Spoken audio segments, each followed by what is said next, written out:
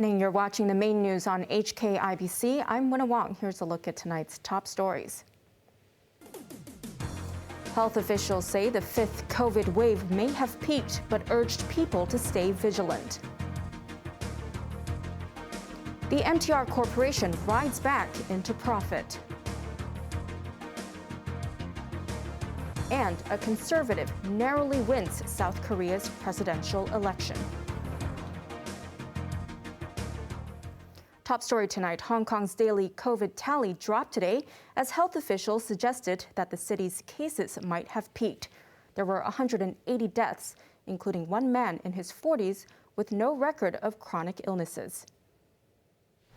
Hong Kong's daily COVID caseload dropped to 31,402 today, after rising sharply yesterday. The number includes around 7,000 cases from people found positive through rapid test kits and reported to the government's online platform. So probably we have already reached the peak, but we still need to observe, and we advise the citizens and all the general public to remain vigilant because the number of cases still remain at a quite high level, although it did not, the trend has stabilized with a plateau. Do not be too optimistic because of the high number of cases, which might lead to rebound or upsurge if they have relaxed in the prevention measures. Kwun Tong accounted for nearly 13% of total cases in the past week, making it the most COVID-ridden district in the city. In second place was Yuen Long at nearly 10% and Sha Tin at 9%. There were also an additional 180 deaths over the past 24 hours. Most had been chronically ill, but one 48-year-old man had no history of long-term diseases. He was admitted to hospital on Tuesday after testing positive through a self-administered test. Doctors treating his stomach ache found he had a flesh-eating disease. Efforts to save him, including surgery to drain abscess, failed, and he died from sepsis. Meanwhile, Tonghua Group's Fung Yu King Hospital will become the city's fourth COVID-specific hospital, joining Queen Elizabeth Hospital, North Lantau, and Tin Shui Wai hospitals.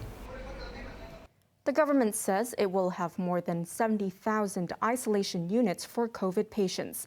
It adds that a ban on flights from 9 countries will remain in force until after the fifth wave.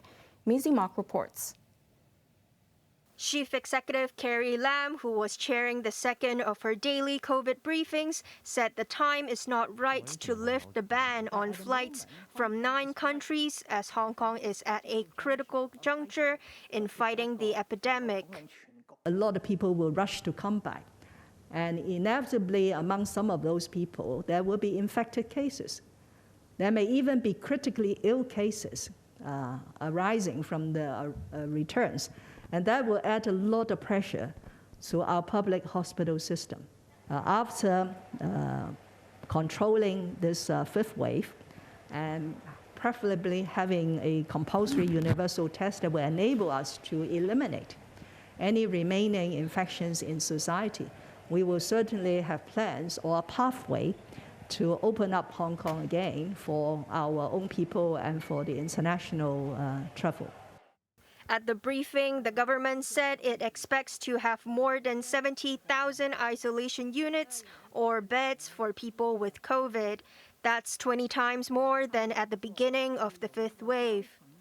Around 50,000 units will be available in facilities built on 9 sites, including the Lok Ma Chau Loop, where a hospital for emergency use will be constructed.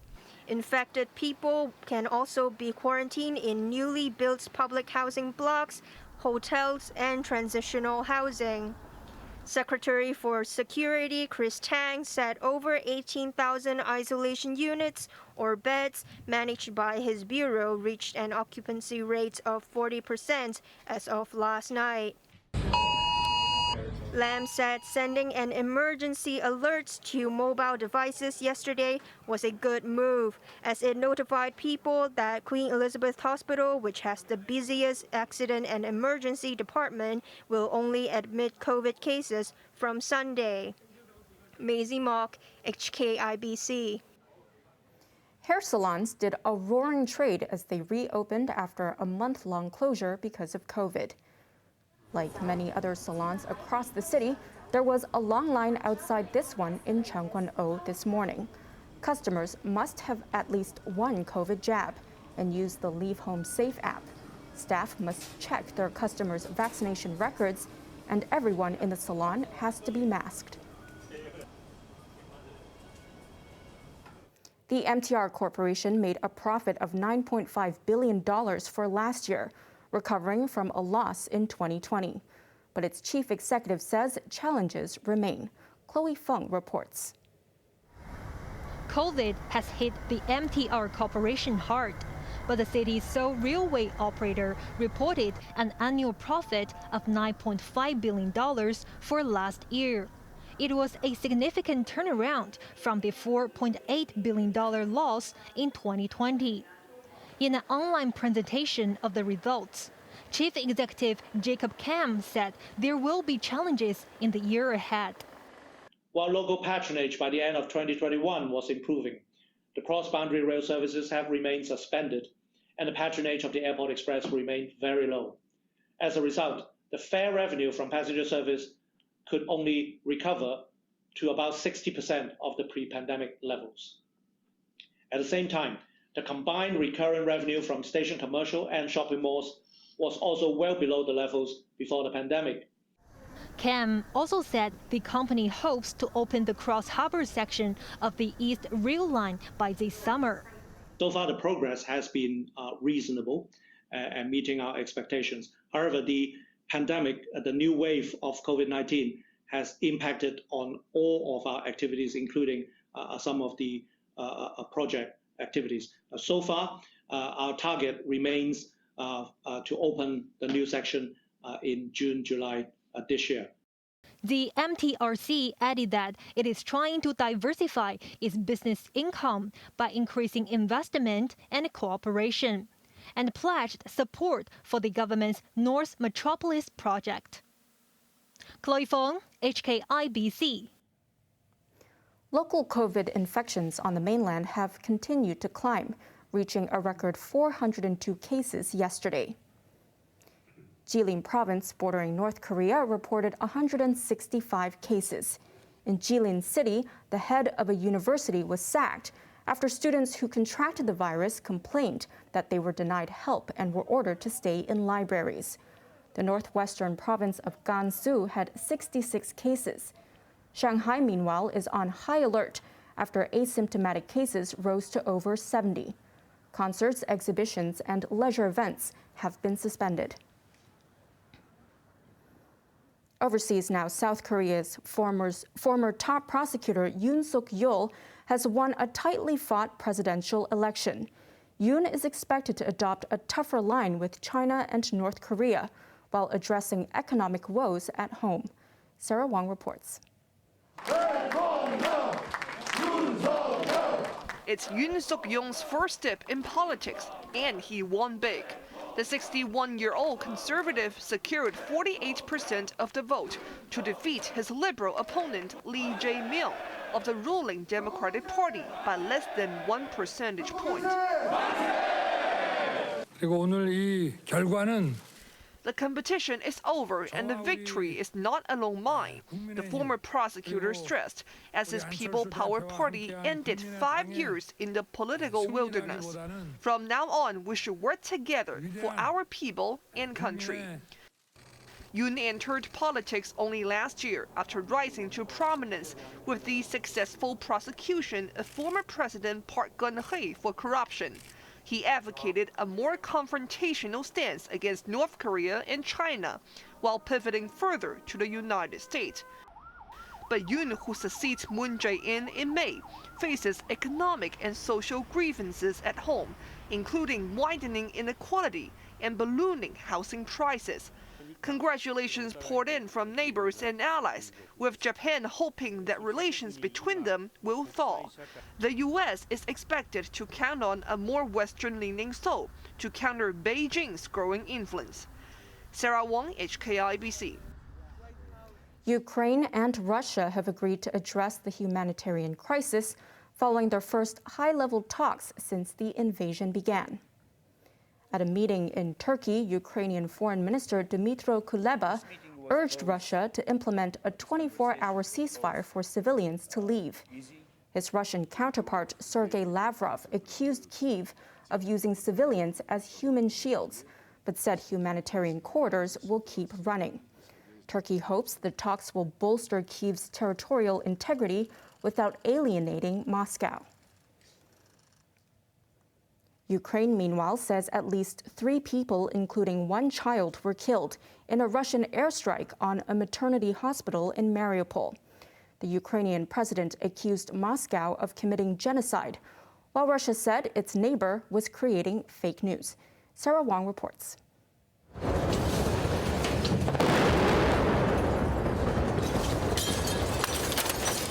The sound of explosions shattered the bleak solemnity in Mariupol, the southern Ukrainian port resisting Russian assault. Soldiers and rescuers swung into action after it became clear that a maternity hospital was bombed in the latest airstrikes. Frightened mothers burst into tears holding their children, while some received treatment outside as snow fell. A pregnant woman was stretchered out of the damaged building. The World Health Organization deplored the attack, saying it denied healthcare to communities caught in crossfire.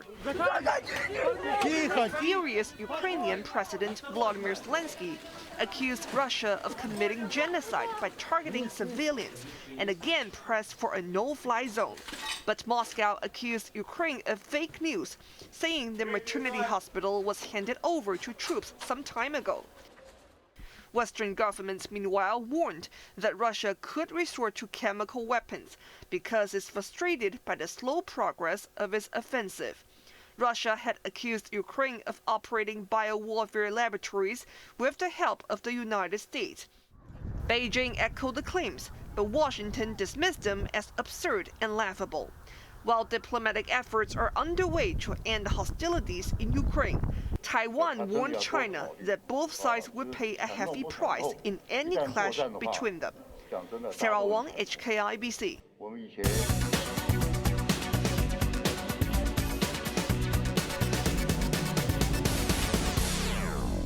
The Hong Kong stock market rebounded today after taking a battering over the previous 4 sessions.